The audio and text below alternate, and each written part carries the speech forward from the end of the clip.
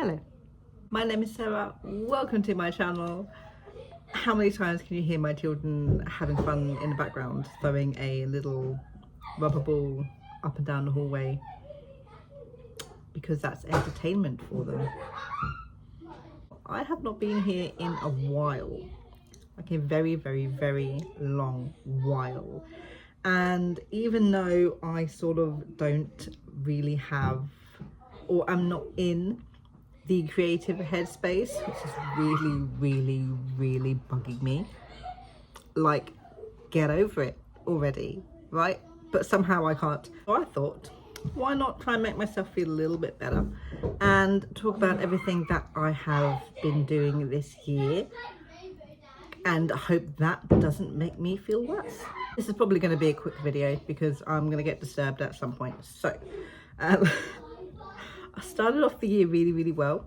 I did the 1991 challenge, which is where I write for 90 minutes a day for 90 days in a row, focusing on one project. And I did that January, February and March of this year. I completed the third draft of my YA paranormal fantasy of stars and smoke and other intangible things. Fantastic. I did like 130 or so thousand words. Didn't need to add 27,000 words onto that third draft, but I did. It is done. Success number one. That's about it. Now that I think about it, which is not good. Or for all of the excessively hard work that I have put into anything that I have been doing this year, that is the main bulk of work that I have done, which is a good feat in and of itself. Anyway, I'm not denying that. At the end of August, I was made redundant from my job, which sucked. Got a new job, but it's really weird hours. So it's like 6 p.m. till 3 a.m.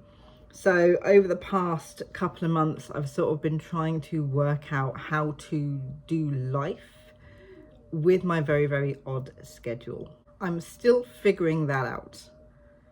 I've got sleep done. I've got food done and figured out. Now I need to figure out errands and household stuff and, you know, writing stuff. Hopefully I'll have that figured out by the end of the year and we can start 2026 off in a positive way. Not that I didn't start 2025 off in a positive way, I did. In a consistently positive way for 2026, we should say. Am I burned out? You know what? Creatively, I probably am, which is annoying in its own right. I do not want to do first drafts. I do not want to do physical writing. I do not want to do drafting, which is the main bulk of everything that I have to do. I've mostly been in the mood for organisation. So it's not like I haven't done nothing. It just feels like I haven't done anything, because I think progress with drafting, where you can see the story forming, feels a lot different than progress in regards to the foundations and setting everything up. Like, I can take a look at my Word document when I'm drafting and be like, oh, progress, and then take a look at my Word document while I'm outlining and like, oh, I can't see the progress there. So it feels a little bit different. So I have been working. I have been working, not consistently and not a lot, but I have been doing work. Keep that in my head so I don't feel bad. I have been doing some work. So I have been busy re-outlining for Bird Whistle House, which is my YA dark academia fantasy novel. I did the first draft of that in 2024, again for the 1991 challenge. It's a mess, it needs a lot of work. The characters are okay. The characters are fine. The world building, the magic system, the actual plot, because it's sort of mystery-ish thing going on in the background, needed a lot of work. especially with connecting all of the dots and plot elements. So the reveal of everything, and each new discovery has its foreshadowing, has its place, has its setup. So I've been doing a very, very good job doing that, which has taken a lot of organisation, to be fair. I've got the main bulk of that out the way now. The next big thing I need to do with Bird Whistle House is to then start outlining for each of the separate chapters, so I know what is going to be going into those chapters. Luckily, this is going to be from a first draft to a second draft. Most of it's already there. Some of it is going to have to change, and obviously I need to up the quality and content of it, even though the story is 90,000 words, which is it 90 or is it 60? I don't need to know that for this video. It's 90. I do, even though it's 90,000 words, which is like the decent length and, you know, an okay length for YA. I will need to reshuffle some stuff around in it. So that's my next big thing that I have to do in regards to that. I also, for some really strange reason, went onto Butterdocs and I set up in order to start re-outlining for Abingdon House, which I don't think I've worked on since like 2023, which is my middle grade 5-book fantasy series. Like, literally went onto Butterdocs and I created a new document for each of those 5 stories. And I set everything up using my outlining method, the ladder method. And I created another separate document for like a series Bible sort of thing, but not quite a series Bible, more like a plot Bible, tracking all of the different plot elements that go throughout all 5 of the books. I'm like, I'm not working on Abingdon House. Like, I'm not supposed to be physically working on it, but I started setting up and working on the plot, and again the same with Bird Whistle House, trying to figure out how all the plots fit together between all 5 of the books and where the foreshadowing setup is for everything that happens. Like, I don't need to, I have no need to at all whatsoever, but I did it. And I don't know why, but I think it's just my brain going, let's do some organizing, because that's work, but it's not work, right? It's my way of working without doing hard work, but that's at least doing something. So will I work on Abingdon House next year? I don't actually know the answer to that question, but I have begun the process of preparing to work on Abingdon House. I don't know what my brain does. That's just how it works. I've also still been trying to work on They Lead the Hunt, which is my witchy YA. That is coming along so slowly, so absolutely slowly, working on They Lead the Hunt. I don't know what it is about this particular story that I am struggling so much with. I was struggling when I first started doing the first drafts, probably again 2023, and then I stopped working on it for absolutely ages because I just, for some reason, there was something about it I just could not continue, right? And then I transferred everything from them, They Lead the Hunt, from Scrivener over to Butterdocs, and I re-outlined using the ladder method, and then started writing again and putting in everything that I had already sort of pre-written from Scrivener into where it needed to go in Butterdocs. And now I'm trying to, you know, finish writing the first draft. And I can't do it, and I don't know why, because it's not like I don't like this story. I think it's a good story, and I really, really enjoy the world I've built, and I enjoy the magic system that I've built, and I really like all of the characters. But something is stopping me from actually writing it. And I don't have the wherewithal and motivation to sit and figure out why I'm finding it so difficult to write this story. I don't know what it is, which is very, very frustrating. So I don't know what I'm going to do about that for now. I might continue trying until the end of the year and then see how I feel in 2026 when I make the decisions on what projects I should be working on, and decide what to do with it then. Maybe I'm just feeling very nostalgic, because I am still very motivated in regards to Of Stars and Smoke and Other Intangible Things, because that's a completed work and I'm like, yeah, let me continue working on it. But I don't know, maybe I've just tried focusing on it for too long without much success, and it's sort of in the back of my head subconsciously just putting me off working on it because I feel like it's not going to go anywhere.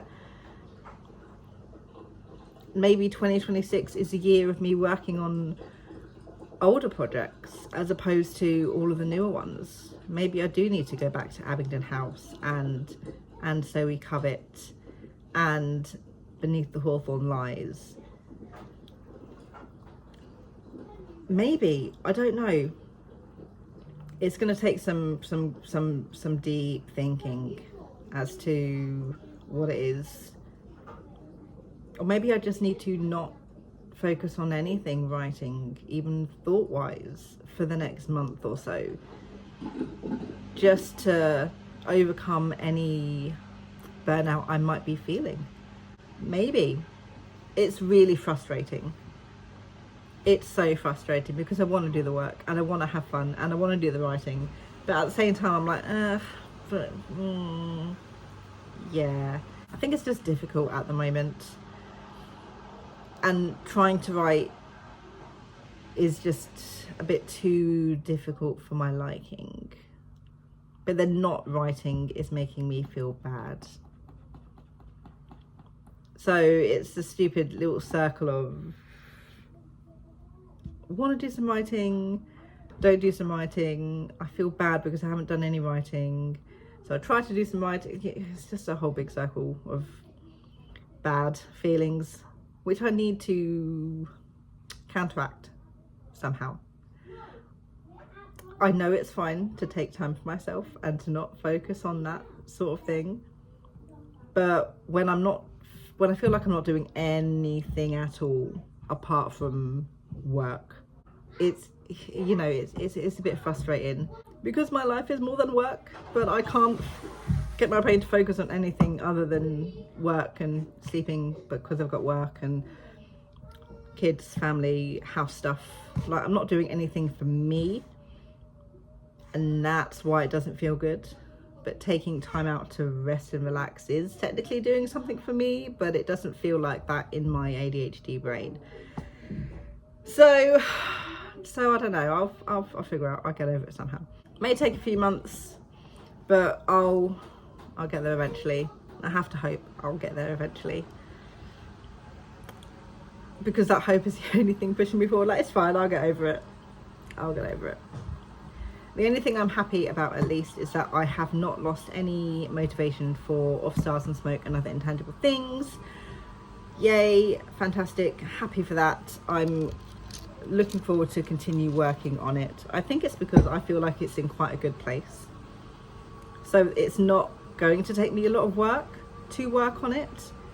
And that might be why I'm more excited to work on it. Actually, no, wait, that makes sense. It's not hard work.